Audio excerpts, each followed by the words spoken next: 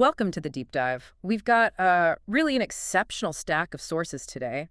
We're looking at building, well, a fully realized life. Yeah, not just quick tips, but a real architecture. Exactly. We're pulling from, all over the place. Stoics like Marcus Aurelius, modern thinkers, Naval Ravikant, Simon Sinek. Novelists, martial arts, masters. It's quite a mix.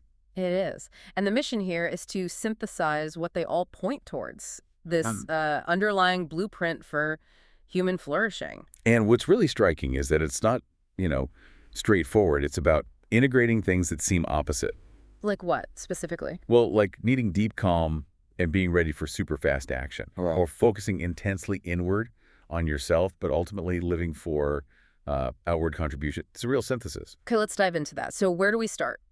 Every building needs a foundation. What's the cornerstone here, according to these sources? It's pretty unanimous, actually. It all starts with the relationship you have with yourself. Naval Ravikant. He says, the most important relationship you have is with yourself. And that the quality of your life depends on the quality of that relationship. That's the one. But hang on, doesn't that sound a bit self-absorbed? I mean, we're always told to focus outward, serve others, build community. Isn't making the self the most important relationship a bit risky? That's a really fair question. And the sources address it directly. It's foundational because it dictates the quality of everything else you do, including that outward connection. Okay. Think about it. If your internal world is, chaotic, full of anxiety, you're inconsistent, maybe unkind to yourself, what do you really have to offer? Right, you've got nothing solid to build on or give from. Exactly. Ravikant points to things like self-examination, proper meditation, tools to, as he puts it, eliminate anxiety. It's about settling that internal ground first. So it's not selfish, it's more like essential maintenance. Precisely. And it's active work. Yeah. It's not just waiting for enlightenment to strike. Marcus Aurelius gets at this too, doesn't he? He does. Beautifully. Dig deep within yourself, for there is a fountain of goodness ever ready to flow if you will keep digging. Keep digging. It implies effort. Goodness isn't delivered, it's excavated. You got it. It's something you have to actively create within your own thoughts and then, crucially, with your actions. So practically, what's the digging involved day to day? Is it just thinking nice thoughts or journaling? How do we build the actual, structure inside? Well, that's where this idea of internal architecture comes in. Erwan Lacour has a great term for it. A covenant towards yourself. A covenant, like a contract. Sort of, yeah. It's like a personal, deeply held moral code. A promise you make to yourself, to your future self. It's the framework that gives you the strength to make hard choices consistently, even when everything outside is pushing you off course. Without that internal structure, the digging doesn't hold up. Right, it just collapses back in. You need that covenant as the retaining wall, so to speak. Okay. So, internal foundation solid. Covenant established, mind quieted, relatively speaking. Then we have to act, move into the world. And this is where that paradox you mentioned comes in, right? Between reflection and execution. Exactly. And there's this brilliant piece of martial wisdom from Steve Springer that just nails it. Slow feet, fast hands, quiet head. Slow feet, fast hands, quiet head. Okay, unpack that. It sounds physical, but you're saying it's mental too. Oh, absolutely. It's deeply mental. The quiet head is the key. It means you've cleared out the static, the worry, the second-guessing, the chatter. And then that quietness allows for The fast hands. Yeah. All that mental energy you save by being quiet is now available for sharp, precise, effective action. If your mind's noisy, your actions will be clumsy, hesitant. wasted energy. Total waste.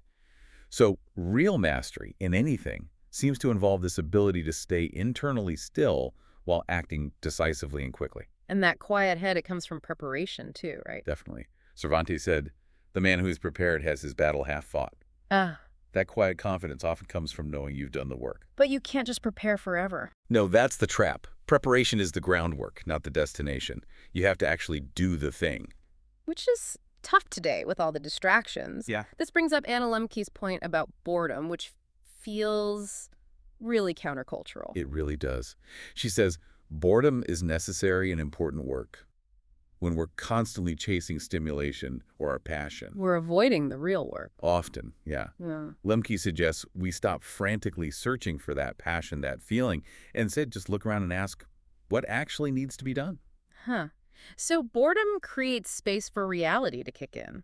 It seems so. Space for seeing what's functionally required rather than what feels exciting. That links directly to Lacour again, doesn't it? Prioritize function. Seek real-world physical capability. Your physique will follow. Exactly. Don't chase the mirror muscles. Chase the ability to do things effectively. The look is just a side effect of being genuinely capable. Function first. Right. So we've built the inner self. It's disciplined, capable of calm action. Now, how do we connect that self to others? Build that bridge outward. The key word here is compassion.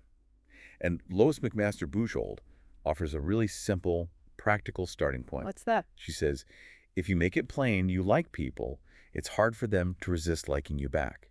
Just actively showing goodwill. Simple but effective. But the philosophers, they push us deeper. Tolstoy, Schopenhauer, so on. They all argue that real compassion stems from recognizing a shared nature. A shared nature. Yeah, Tolstoy believed the foundation of all life has to be the same nature in all of us. That's why we feel for others, why their suffering can actually pain us. It's not just sympathy, it's a kind of recognition. So it's not just feeling bad for them, it's realizing that could be me and it would feel the same. That's the core of it. Real compassion, according to these thinkers, only truly starts when you put yourself in the other person's shoes and feel their suffering authentically. And Solon noted this changes us, right? Massively. He said if you genuinely understood what others endure, you'd stop complaining about your own small stuff. It just recalibrates your whole sense of grievance. Perspective shift. Wow. That's powerful. Gratitude through accurate perception. But compassion isn't just passive understanding. Schopenhauer saw it as a tool, almost like emotional alchemy. Yeah, that's a fascinating bit. He said, compassion expressed in response to rage is the same as water for fire. Water for fire. How does that work? What's the mechanism? Well, think about rage. It often seeks escalation, right? It expects you to get defensive, angry back, or maybe just shut down. It wants a reaction, fuel. Exactly. But when you respond with genuine, calm compassion, you break that cycle. You refuse to mirror the rage. You're not necessarily validating their anger, but you are acknowledging the underlying pain or frustration driving it. So you diffuse it by not feeding it, pouring water on it. Right. You protect yourself from catching fire, and you create a chance for the whole situation to cool down. But doing that in the heat of the moment, that takes serious inner strength. You need that covenant we talked about earlier to be rock solid. Absolutely. It brings us right back to self-mastery, deploying compassion under fire, or forgiving something really deep. Yeah. That's not weakness. Indira Gandhi said, forgiveness is a virtue of the brave. Precisely. It takes strength to forgive, to choose compassion over reaction. The strong can afford it. Okay, so that strength, that cultivated compassion, it allows us to move to the next piece of this architecture service, shifting from what can I get to what can I give? That's the natural outflow. If you've done the inner work and can connect outwardly with compassion, contribution becomes the focus. Earl Nightingale had that great line, no man can become rich without enriching the lives of others. It ties personal success directly to your utility to others. It completely reframes it. And Simon Sinek picks up on this with leadership. He says real leaders communicate what they can contribute, not what they need. So the driving question isn't what's in it for me or what am I lacking? No, it flips to how can I increase my service today? It's a mindset shift from scarcity to abundance, grounded in your own cultivated capability. And John C. Maxwell seems to wrap this whole architecture, inner work, growth, outward action into his definition of success. He does. He defines success as three things: knowing your purpose in life, growing to reach your maximum potential, and sowing seeds that benefit others. Purpose, growth, service. That's the whole blueprint right there. Inner clarity, the ongoing work of self-improvement, and then the outward action that helps others. It's all interconnected. And we shouldn't forget that the growth part often comes from friction, right? That Arab proverb. Necessity is the mother of invention. Yeah. Yeah. Obstacles aren't failures of the plan. They're often the very things that force the growth needed for better service down the line. They're part of the process. Okay, before we wrap up, let's touch on the daily anchors. Things that keep this whole system running. We see simpler ideas like choose light or live, laugh, love. But what about be kind to yourself? How does that fit into a philosophy of hard work without becoming an excuse? That's a crucial point. Self-kindness isn't indulgence. It's essential maintenance. Remember the fountain of goodness. Yeah, you have to keep digging. Well, you can't draw clean water from a poisoned well. If you're constantly beating yourself up, you deplete the very energy needed for the hard work of growth and service. Self-kindness is the fuel stop, the rest period, that allows you to keep doing the hard things consistently. It prevents burnout. So it's strategic, not lazy. Exactly. Yeah. And speaking of the love part, There's a quote in the sources that really hits hard about the cost of connection. Which one is that? It's, having a dog will bless you with many of the happiest days of your life and one of the worst. Ooh, Yeah. yeah, that lands. Right on it. It just perfectly captures the vulnerability baked into this whole philosophy. To really engage, to love, to serve, Mhm. it means accepting that grief and pain are part of the deal. They're unavoidable if you connect deeply. It defines that bravery we talked about. A well-lived life doesn't try to dodge the grief. It accepts it as the price of admission for beauty, for connection. You build that inner strength knowing you'll need it precisely because you chose to love well. Which brings us full circle. Gandhi's mandate seems to capture that balance perfectly. Live as if you were to die tomorrow. Learn as if you were to live forever. Urgency and perpetual growth, side by side. Okay, so let's synthesize this for everyone listening. The architecture we've unpacked today starts inside. Cultivate yourself. Find that inner goodness. Build your personal covenant. Right. Then you move into action. Mastering that paradox, the quiet head, allowing the fast hands, the effective execution. And finally, you extend outward.